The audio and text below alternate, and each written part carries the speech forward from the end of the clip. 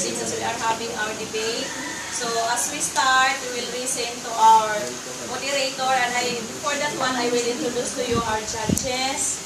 We have Ma'am Lisa H. Bagungin,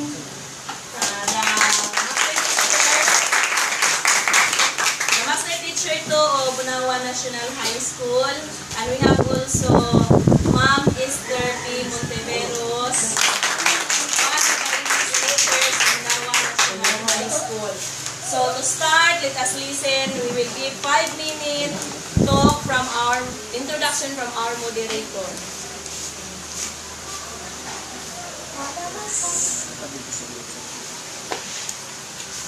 Euthanasia or mercy killing or assisted suicide is almost popular in the citizens. It is the deliberate advancement of a person's death for the benefit of its own. In most cases, euthanasia is carried out because the person has to die, but there are cases where a person can't make such a request. A person who undergoes euthanasia is usually terminally ill. Euthanasia can be carried out either by doing something such as administering a lethal injection or by not doing something necessary to keep the person alive. For example, failing to keep their feeding tube going, which the Catholic Church does not agree on. Good morning, everyone. The grade 8 sectional Aristotle is having a debate on euthanasia, whether it is going to be legal to the Philippines or not. To start with, let us give a 7-minute statement to the first lead of the group. We are agreed in mercy killing because we believe that it is a sign of true love towards persons who slowly suffer from a painful death and disease. It is true love because who is the whole person can attempt and hide the conditions of the suffering person, instead save his life to be free from all suffering moments and diseases. As we all know that there's life after death. True love because you don't want to see your loved one to be suffer on those things. True love because you don't have a selfish heart for your own good, instead thinking about what is good for the person. What is the right way to stop her suffers? If you love one suffer from the same case, of course, you can't deny the fact that it is hurt and hard to accept and to see your love who suffers very much. Because of your love, you accept to allow him or her to die a peaceful death as is their last wish, even it is hard. Only think that you did the right thing by unselfishing and love to the person you set free. You don't have to say that it is not right to do the mercy killing, because if you don't did it, you're like a human with selfish attitude. Why? Because what you did is for your own good and not to the person who was suffering from the serious disease. We are agree also to the fact that mercy killing is applicable to those persons whose machines only supports the life of the person unless an absolute miracle happens. If you don't have to do the mercy killing, then time and money will be wasted to the person whose chances to alive is the opposite. If you love that person, don't make it suffer, then set them free. Terminally ill means terminally ill. This means to the patient unless a beautiful miracle happens, will die eventually regardless of how many interventions it takes to prolong her life expectancy.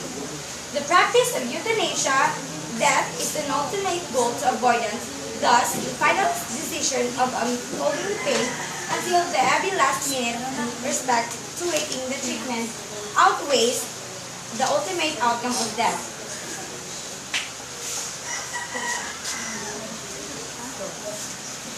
We say yes to euthanasia because of some advantages. Number 1, it frees up hospital beds and resources. Number 2, it ends the patient's life because he or she is already terminally ill. It relieves suffering. 4. It's right to choose. 5. Relatives spared the agony of watching their loved ones deteriorate beyond recognition. 6. It reduces spread of disease. And last but not the least, it removes the economic burden from relatives. Team, the pro team. For now, let us hear a 3-minute cross-examination from the second team, the anti-team. True love? True love when you're making decision for him? True love when you didn't let him to live longer? Is it really true love? It is really true love that when you kill him? Just because beds in hospitals are needed by other person is no reason to allow a person to die. Some can be cared for at home or in special hospices. If we stop caring for the terminally ill at all, where would we draw the line? Is treating the elderly also a waste of resources because they are nearing the end of their lives anyway? The cross-examination from the anti-team. Now, let us hear the 7-minute statement from the anti-team, the second team. We are the group that was anti-with mercy killing. We all know euthanasia, am I right? Euthanasia is also called mercy killing. We also know that mercy killing is an act or practice of painlessly putting to death persons suffering from painful and incurable disease or incapacitating physical disorder, or allowing them to die by withholding treatments or withdrawing artificial life support measures. But mercy killing have no specific provision for it in most legal systems. It is usually regarded as either suicide if performed by the patient himself, or murder if performed by another. If we base in the Word of God, we can read in the book of Exodus chapter 20 verse 13 that you shall not murder, for God was the only one can get and also can give life. It is rejected in traditional Christian belief because it is thought to contravene the prohibition of murder in the 10 Commandments of God. In short, mercy killing is like to kill or murder a person, and most of all, you disobey the commandments of God. So why should we be pro in mercy killing if mercy killing is against with the commandments of God? Even having a club foot was a death sentence. I believe that we actually need the people in our society long term because they are teach us things, lessons that perhaps we would rather not know, but which are necessary. People use the thin edge of wedge argument about abortion too, and people stop saying it would never be used as a form of birth.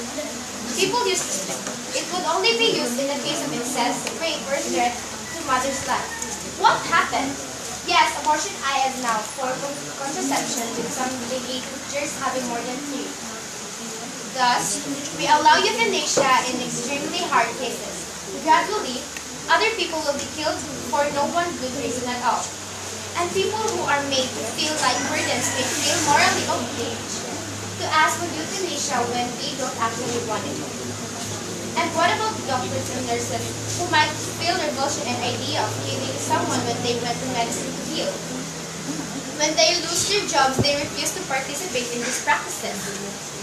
This has already happened in the UK to some midwives who would not participate in abortion or mercy killing, or supervise junior staff at administering medicine.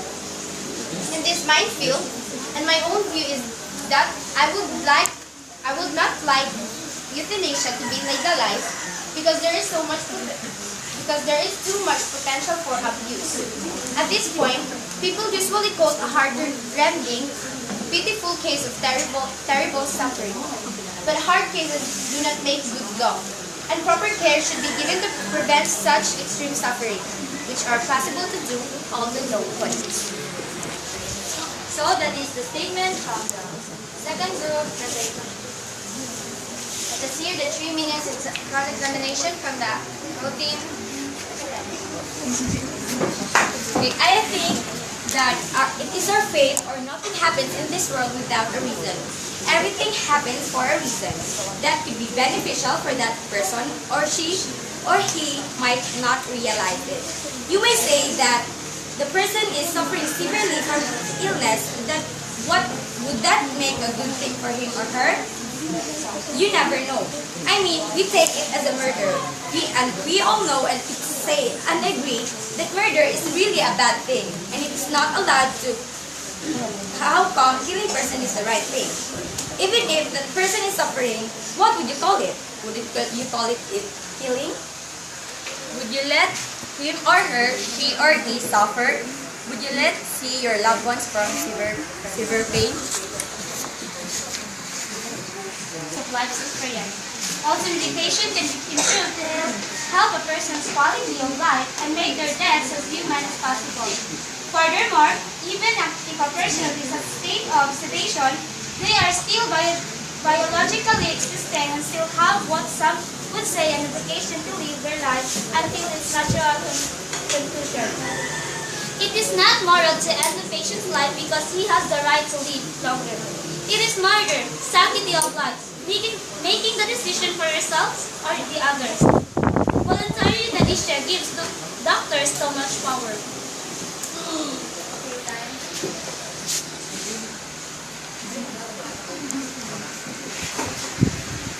First of all, it is not stated or specified that who or what do we not to kill to in one of the commandments of God, which is thou shalt not kill. So, unfortunately, one of the commandments of God, thou shalt not kill, tells that do not kill the thing that has life.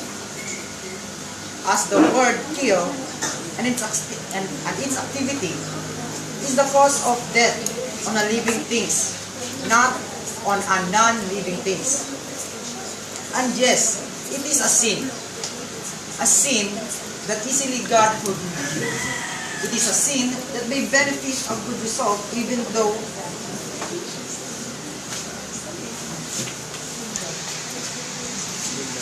So it means that you have a selfish attitude that is right for your own good. You want to suffer that person while you are standing at the front and cry. Of course, there is no sin in expecting that maybe it can survive. But see to it that the condition of the person is okay. But when the critical stage come, of course, you know what is the sequence or flow of it. Maybe it suffers and dies, then decide mercilessly. Yeah, we know we are not selfish. We are such doing that we are also suffer because we are also suffer and also she suffer also. But you said that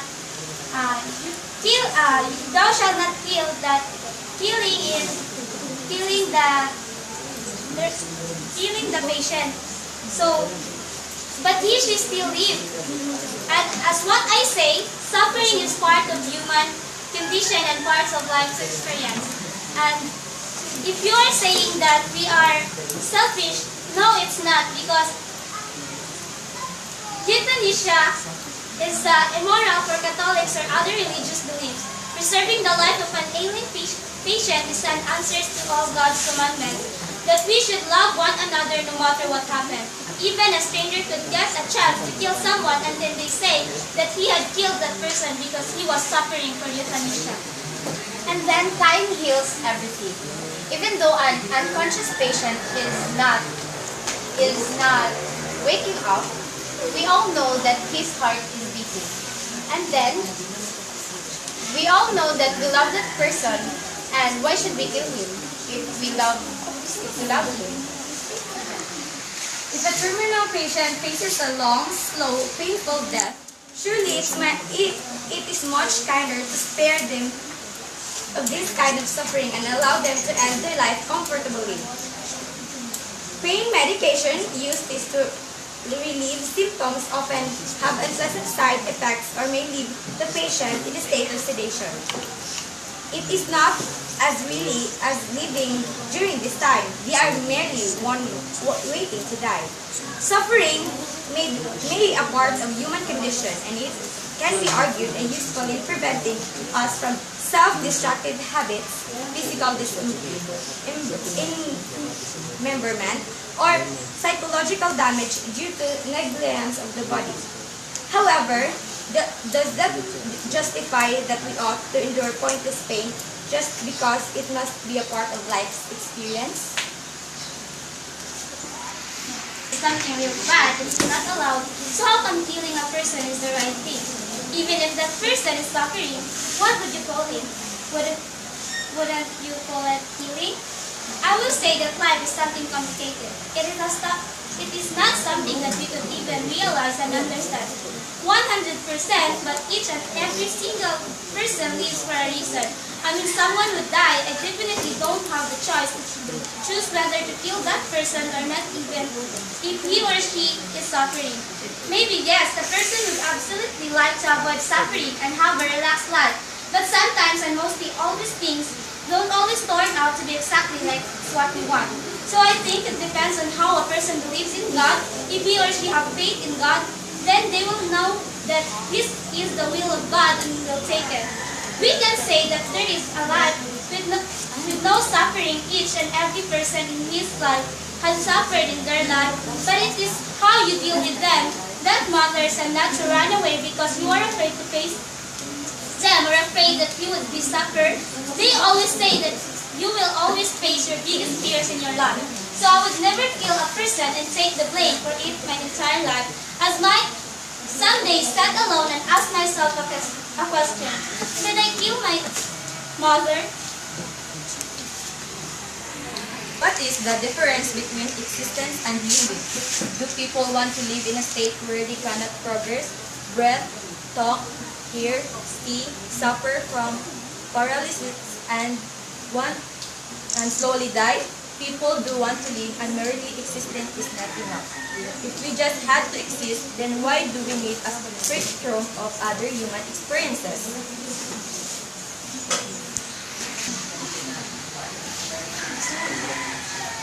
I think that to describe palliative care as a huge and ultimately wasteful drain or medical resources is rather harsh. I'm not sure that families of the terminally ill would agree with me there. The patient may be terminally ill, but this statement, aside from repeating other points, discounts the possibility of new treatments being developed in time to cure the illness he or she is facing. Also, medication can be improved to help a person quality of life and make their deaths as human as possible. Everything in this world happens for a reason. That could be beneficial for that person, but he or she may not realize it. You may say no, that how if a person is suffering severely from illness, would that be a good thing for him or her? But so you never know, I mean that I take as a murder. Biblically speaking, the Bible says, "Thou shalt not kill," so if you kill intentionally, you commit sin. For example, in 1975, a 21-year-old woman, Karen Ann Kinlan, suffered a respiratory arrest that resulted in coma. After several months, the parents want to remove the artificial. And yes, it is a sin that easily forgive, a sin that easily God forgive you. It is a sin that may benefit a good result, even though you killed. Benefits you may have a good consequences after you pursue the euthanasia, and bad consequences if you didn't want to. Even us or even God has already did the euthanasia. For example, on us, you have been bitten by a mosquito and you slapped it to die, killing. And why did you kill the mosquito? In a way of realized reason, because of the consequence that may mosquito bite another person carrying virus. That is mercy. Simply think to us what another sin may be to be added, but a big possibility that another person saved or simply called for goodness sake to others or to yourself. And that simplicity tells what mercy is killing. What mercy really is. Like what Jesus do. the flood, he flooded the world just to clear the bad guys, evil person, or those who not obey on him of the consequences, that if you let those people stay and have them the way we want, there's a possibility that their number due to their morality will expand to temptate those persons who obeyed on him. So God did the euthanasia to have a good consequences to happen after he do it for goodness sake. Mercy killing is very relevant as white lying. Therefore, euthanasia is an act of human of doing out of their decisions for the betterment and to sustain the male. So, what if you have a children, then all this has a sick that is worse than the Ebola virus. Here, the conclusion from the second group that I believe. As what of you have said, God did euthanasia. It's because He is God. God is the giver of life, then only God can get our lives. Therefore, we conclude that euthanasia is not good for our life because Only God can get our lives because He is the one who gave it to us.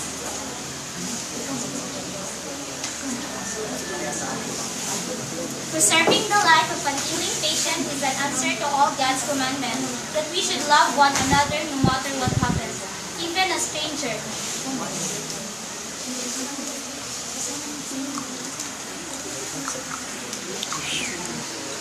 In short, mercy killing is like you kill or you murdered a person, and most of all, you disobey the commandments of God.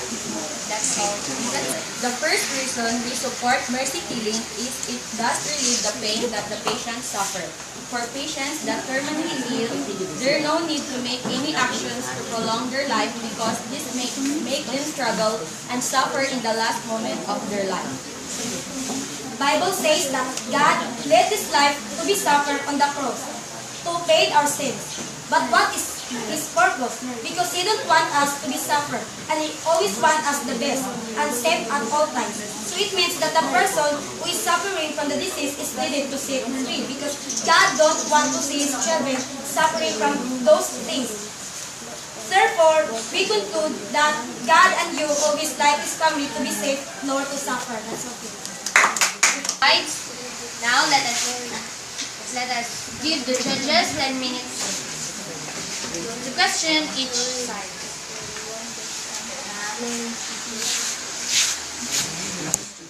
Okay. I will be the one to ask first.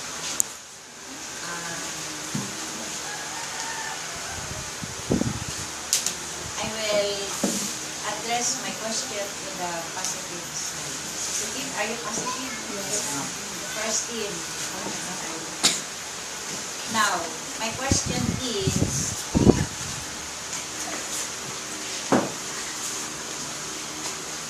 the other national or the other country applying the mercy killing, and why?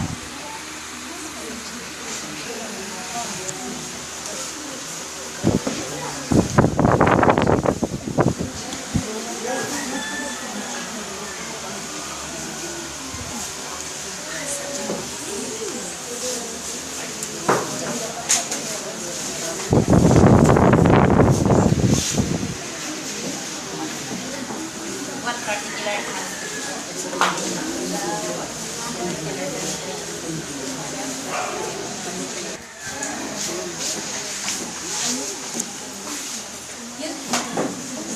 Euthanasia groups appeared for the first time in England and America in the early 20th century. During the Second World War, the Nazis in Germany had their own euthanasia program. They let people die who were not healthy enough to survive, especially children and older people. Many groups that promote the right to die have emerged in the second part of the 20th century.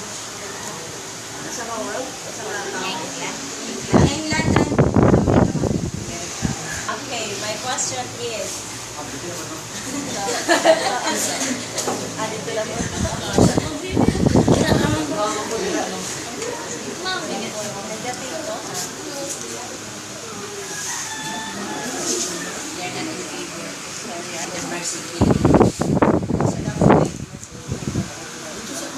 side ng kanino. Siya po. Sige, kapila, yung pastor ko po sa. Okay, can you cite what incident or event, or it could be sickness that the mercy killing can be applied? Or sickness or event or no incident rather.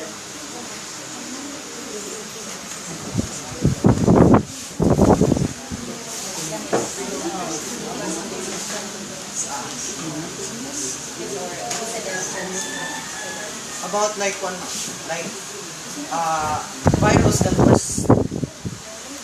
worse than Ebola virus. What Okay. virus?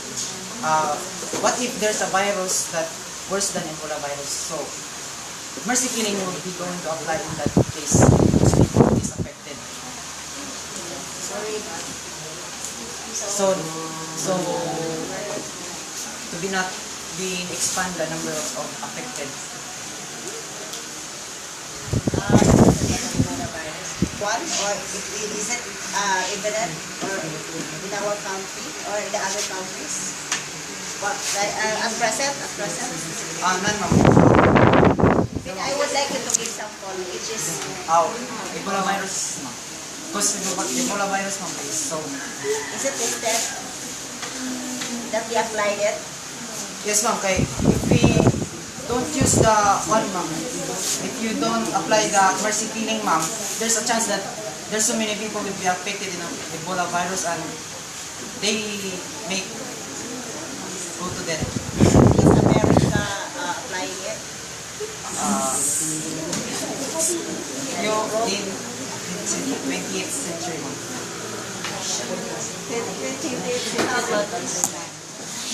Present. I don't know ma'am.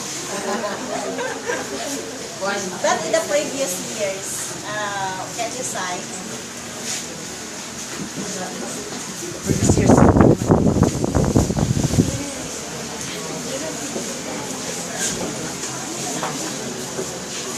Another example is suffering from brain damage and that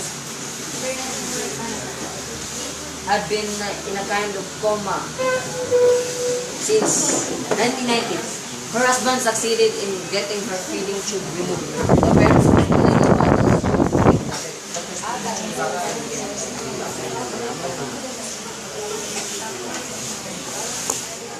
in 2005, Shabu died 2 weeks after the feeding tube had been removed.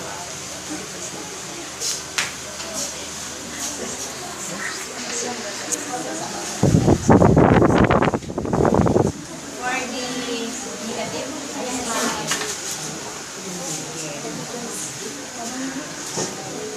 you are not in favor with the mercy killing, right? Okay. So my question is,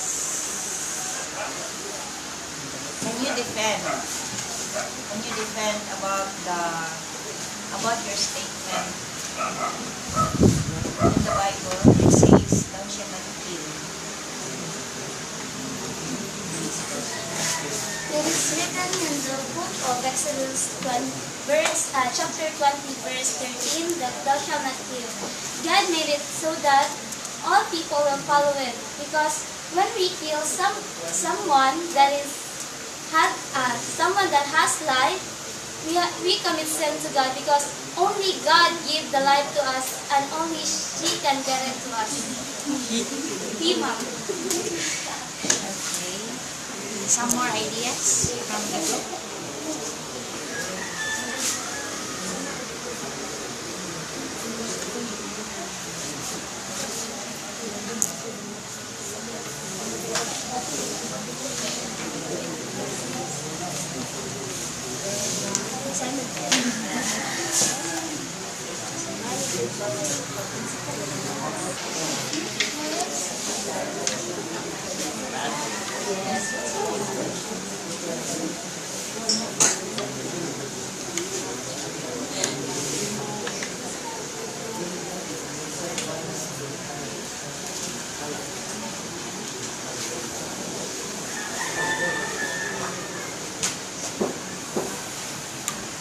Defend. Best defender. ba? Na ay best defender, best researcher, best debater. Ano ba the question? The additional information or ideas na answer. I am asking for them some more ideas.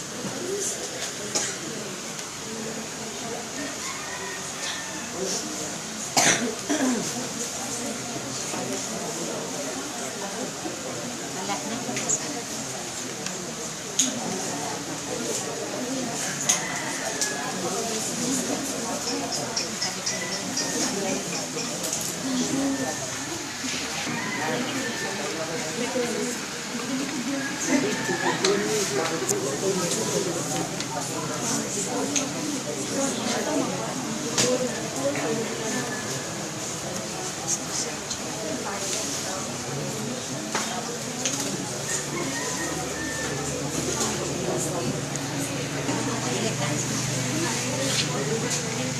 According to the book of Exodus 20 chapter 20 verse 13, thou shalt not kill.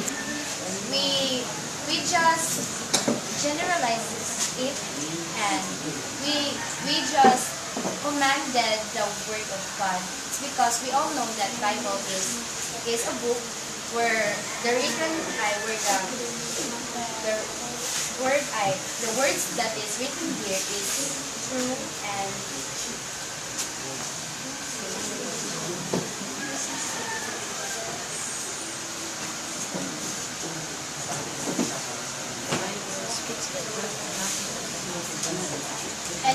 it is one of the way that God made us communication so that we will be informed about His word and His purposes or reasons in our lives.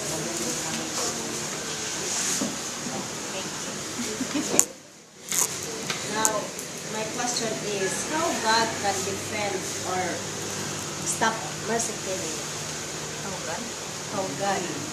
How? Oh, how God? By using the people that is religious and the people that is more on that has the power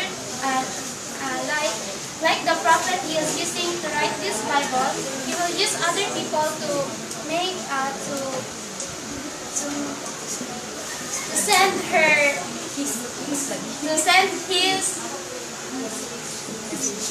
his message to the other people that we should not kill someone, that so that we should we can obey the commandments of God.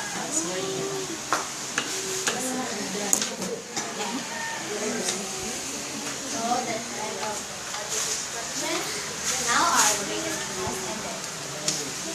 Let us witness the best debater, the best researcher, and the best defender. And of course, that will be given to us by our judges. Teachers.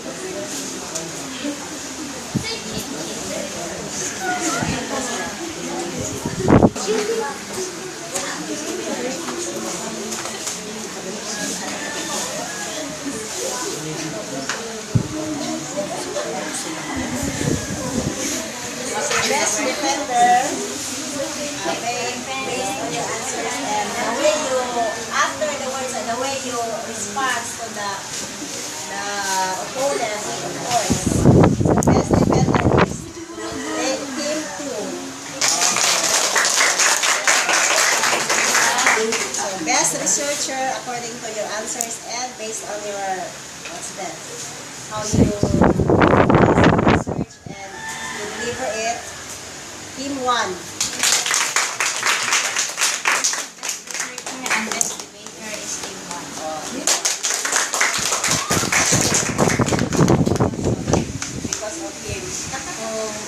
Okay, so time is up, and I have seen that your rebuttal and your debate is so successful. What I could only say is you are all prepared in your topics, but the one that I would like for you to improve is maybe next time that we will do our debate is we must see to it that we are not bringing anymore, we are not reading anymore our references. So we will still have to improve our mastering. And I would like to thank all the grade 8 Aristotle for having this debate successful. And let us give hand for ourselves. And I would like also to thank most to our two judges who give or spare their time on us on having their judgment and witnessing our debate. So thank you, Ma'am Lisa. And thank you for all, and to God be the glory.